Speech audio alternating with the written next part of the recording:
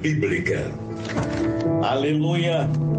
Louvado, engrandecido e exaltado seja sempre o nome do Senhor e Salvador Jesus Cristo. Amados em Cristo, amigos do Evangelho e simpatizantes da nossa fé, que o nosso bom mestre nos ajude e nos faça entender tudo aquilo que a sua palavra nos revela. Hoje vou dar continuidade falando sobre Jared, não é?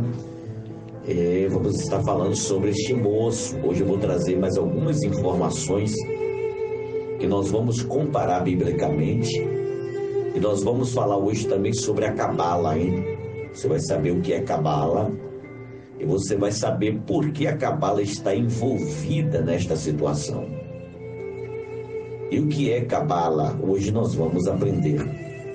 Então, abra sua Bíblia no livro de 2 Tessalonicenses, capítulo 2, verso 3 e verso 4. Que diz assim: não deixem que ninguém os engane de modo algum. Antes daquele dia virá apostasia, e então será revelado o homem do pecado, o filho da perdição. Este se opõe e se exalta acima de tudo o que se chama Deus, ou é objeto de adoração, chegando até a sentar-se no santuário de Deus, proclamando que Ele mesmo é o próprio Deus. Então, amados, ontem fizemos uma introdução falando acerca de que tudo aponta, ou a ponta deste iceberg nos deixa atentos ao que esse moço meteoricamente surge no meio político, para poder nós entendermos a que ponto ele se parece ou ele se encaixa dentro desta questão do antimessias. Falamos acerca de algumas coisas que, como por exemplo, que ele é judeu, ortodoxo, liberal. Falamos acerca de que Israel só ia aceitar se fosse alguém de dentro da sua própria casa. Enfim, falamos uma série de coisas que você absorveu. Hoje eu quero esclarecer mais um pouco sobre isso, porque eu tenho dito que toda vez que Deus me dá uma revelação e a gente começa a ganhar espaço dentro deste contexto chamado de escatologia bíblica, não fique pensando que é só chegar aqui, sentar, falar e tá tudo certo. Não, eu sofro algumas represálias do inferno, eu sofro algumas pressões malignas que Satanás vai de vários lugares e diversas formas tentar querer me parar. E eu disse a vocês que eu tive uma revelação de Deus em olho aberto. Passei 4 horas da madrugada acordado, sem sono, sem poder dormir. Deus falando comigo e me dizendo: tu és o meu porta-voz, fala e não te cales, ainda que custe a sua própria vida, mas abra sua boca. E hoje pela manhã, assim que acordei, recebi o estímulo quando a minha amiga irmã Loide, que viajamos para Israel, grande mulher de Deus, me enviou um vídeo de um pastor missionário que prega nessa questão da área da Ásia. E aí ele vinha trazendo algumas questões essa parte missionária do Cazaquistão, Paquistão, essa área que é muito restrita em questão a que eles não liberam ninguém para outra religião. Existe até uma lei dentro deste contexto desses países, que são 5 países nessa área, que se alguém deixar o islamismo e se converter a outra religião, ele é penalizado à morte. E quem pregou para ele é penalizado a ser preso, porque existe lei para quem deixa o Islã e adentra outra religião, se converte. Existe a lei da morte para eles. Mas para quem prega, ainda não existe uma lei.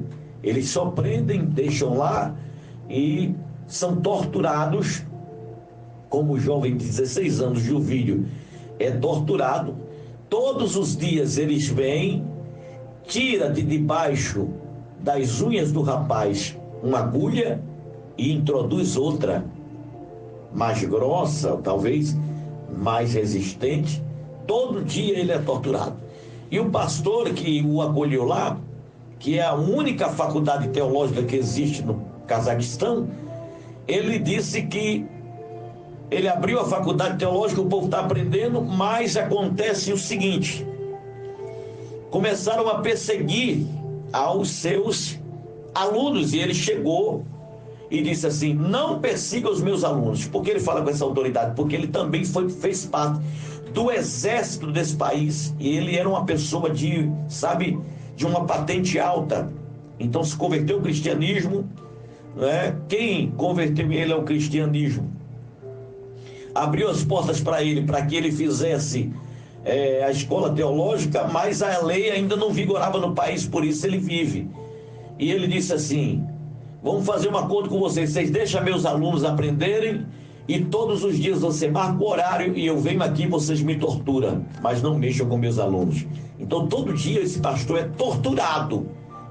O pastor que está contando o vídeo disse que ele chega todo roxo, ele some de repente, quando aparece todo roxo. E ele perguntou curiosamente o que estava acontecendo, e a esposa do pastor falou que era dessa forma. Então ele doa a sua vida em questão de ser torturado, para que os irmãos aprendam teologicamente na faculdade teológica, e assim ele introduz o evangelho de Cristo ao coração das pessoas. Vamos lá. Eu queria falar hoje, começando sobre o que é cabala. Estamos falando sobre o contexto da infiltração e a chegada do antimessias. O que é a cabala? Existe uma área no judaísmo que se dedica a estudar a Zohar. A Zohar é um livro que os judeus mais chegados ao misticismo, que é uma área que estuda os astros e os códigos da Bíblia, eles dizem que é uma forma mais rápida de entender uma revelação da Bíblia em Deus, falando como é que as coisas iam acontecer. Então eles desvendam o código da Bíblia, mas esse misticismo também envolve o ocultismo, e é perigoso. Pastor judeu fazendo isso, acredite, a cabala tem isso. Então, a cabala, que é esse estudo da Zohar, é a área mais mística do judaísmo. Ela se baseia na Zohar, que é um livro descoberto no século XIII, que foi encontrado na Espanha, e é um livro que revela muitos mistérios sobre a Bíblia e trata da numerologia, de astros e de ocultismo que eles introduziram na cabala. Agora escuta bem: para um judeu estudar a cabala, ele tem que ter no mínimo 40 anos de idade, e só pode ser separado para ser sacerdote no judaísmo a partir de 30 anos de idade. Então a cabala desvenda profecias, né? Mistérios dos astros, da numerologia, né? E do estudo sobre o nome de Deus.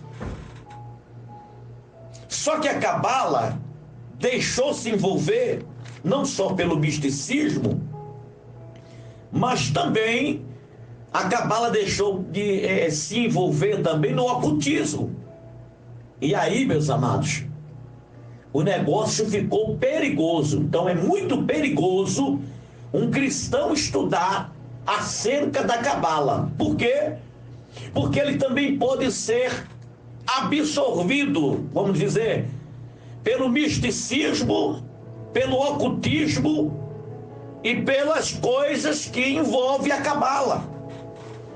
Então a cabala hoje é como se fosse uma denominação, ou é uma denominação introduzida dentro do judaísmo. Então o que é que acontece, amados? Este homem chamado Jared Kushner ou Kisner, ele e sua família sempre foram doadores de milhões de dólares para a cabala. Você entende ele preparando o caminho, seus pais preparando o caminho? Em uma doação eles doaram 400 milhões de dólares. Então a gente entende que a cabala se vende, foi comprada. E por que eu entendo biblicamente, qual seria o lado que ele chegaria mansamente? Ele prepararia o caminho. Provavelmente seu pai sabia do que estava fazendo. Provavelmente sua família sabia do que estava fazendo. Quando ajudava a cabala, doava para a cabala, preparando o caminho. Eu vou dizer uma coisa para vocês, vou revelar aqui categoricamente, falando acerca do que a cabala diz. Escute bem. Sabe o que acontece? Os judeus cabalistas sabem pelos códigos há muito tempo que chegaria esse momento. Um judeu que vê que está introduzido na cabala, ele já errou algumas previsões, mas uma previsão agora que ele falou ultimamente, ele disse assim: o Messias aparecerá no mês de setembro. Olha, devido a uma revelação de um pastor de renome, que teve uma revelação de uma grande mão, mostrando para o calendário e apontando para o mês de setembro de 2020, esta grande mão apontava para este calendário e não falava nada, só apontou para o calendário o mês de setembro do ano de 2020, que é o ano das gêmeas, 2020, dos números gêmeos. Vamos lá. Esse judeu, que é o rabino, ele também revela isso. E ele diz: o Messias aparecerá e fará acordo e estará entre nós no mês de setembro de 2020. Vocês lembram que eu falei ontem? Ele estava em Israel, esse moço estava em Israel, e esse moço fez questão de sair, principalmente no mês de setembro, no dia 2 precisamente de setembro, no avião que saiu de Israel, como forma de acordo de paz com os palestinos. Ele saiu dentro do avião até a Palestina. Então, eu posso entender que a revelação do pastor, primeiramente, principalmente, e também posso entender que o rabino cabalista falou se encaixa. Os judeus cabalistas, o estudo do misticismo cabalista diz que o nome do Messias que Israel está esperando chama-se Caim. No hebraico, seu nome chama-se Caim. Escuta isso aqui. E o nome, né, desse Messias que eles dizem que vai redimir Israel, que é o anticristo, porque o nosso Messias é Jesus e a gente sabe disso. Mas Israel não acredita que Jesus é o Messias e está esperando o Messias. Aí o que acontece? Se você for num site chamado de Sabedoria Judaica e colocar o nome Caim e veja o que diz sobre o nome, sabe o que vai dizer? Caim significa vida. O nome aparece pela primeira vez nos escritos judaicos durante o século XII. antes do livro da Cabala ser encontrado. O Talmud diz que o Messias se chamará Caim. Dentro da tradição de uma ala do judaísmo, diz que o Messias de Israel se chamará Caim, e o nome Jared Kurtney, ou Kistney, como você queira falar, em hebraico significa Joel Caim. Olha as coisas como se encaixa. O nome de Jared Kurtney, ou Kistney, como você queira falar, no hebraico significa Joel Caim. Por isso alguns rabinos da Cabala falaram que o Messias está entre nós. E eles, sabe o que fizeram? Eles disseram: eu já falei com ele. Então, amados, olha que o negócio está sendo desvendado. E eles dizem, dentro da Cabala, que o Messias chegaria ao mês de setembro, no mês de setembro, que será o último ano novo que Israel teve sem o Messias. Esse ano será o último ano novo que Israel esteve sem o Messias. Agora vamos lá. Esse negócio aqui está desvendado já. Está diante dos nossos olhos.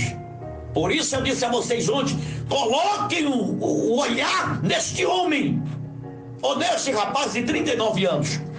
Ele já aparece sentado na mesa dos árabes. Ele já aparece com Vladimir Putin. Ele já aparece com Benjamin, que é o primeiro-ministro de Israel. Ele já aparece com Donald Trump, que é o seu sogro. Ele já aparece na China com o líder chinês. Ele está andando por trás dos bastidores. Ele vai em vários lugares. Só que ele não aparece, não dá entrevista. Ele vai por trás dos bastidores. Ele não dá entrevista, a não ser o seu jornal. Ele é pacato, sereno, escondido, mas articulador. Agora vamos lá.